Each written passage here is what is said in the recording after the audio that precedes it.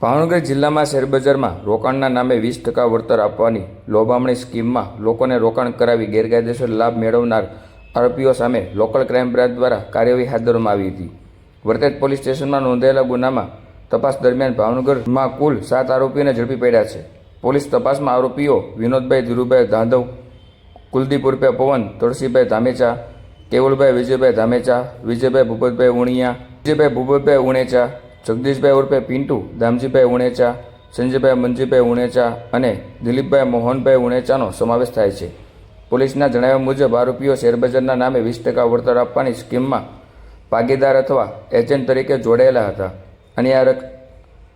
અને આ સ્કીમમાંથી ગેરકાયદેસર રીતે મેળવેલા નાણાંમાંથી વિવિધ ચીજ વસ્તુઓની ખરીદી કરી હતી।